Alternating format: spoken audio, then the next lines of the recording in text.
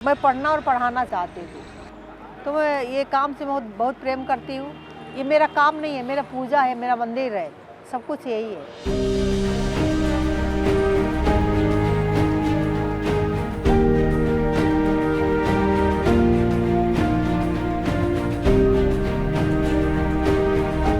मैं मूलतः नाटक, कहानियाँ, पत्रिकाएं, कविताएं, गज़ल और रंगमंच का ही मेरा काम है। अब मेरा अपना खुद का वही प्रकाशन है जिसमें मेरी ताकत रंगमंच और कविताएं हैं। जब मेरे दिमाग में कोई कविता घूमती है, मैं उसको पढ़ना शुरू करती हूँ, लिखना शुरू करती हूँ और मैं काफ़ी ऊर्जावान हो जाती हूँ। मैं चाहती हूँ कि सूरज की ताप की तरह मैं उतना ऊर्जावान होकर के मैं उठूँ और वैसे ही ताप लेकर के चलूँ कि मेरे पास कोई टच ना कर सके। 3 किताबें पूरी हो गई, जब तक जीऊँगी तब तक रहूँगी।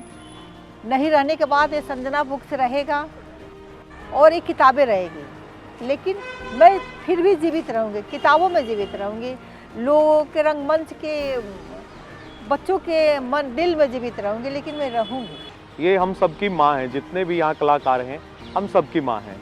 आप देखेंगे कि ये इतनी सारी किताबें जो है अपने साथ बांध के लाती हैं, फिर शाम को वापस ले जाती हैं और किसी की सहायता की मोहताज नहीं है।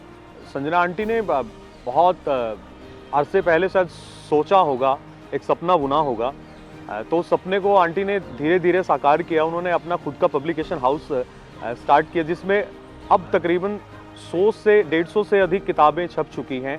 वो बहुत सारे नए लोगों को मौका देती हैं।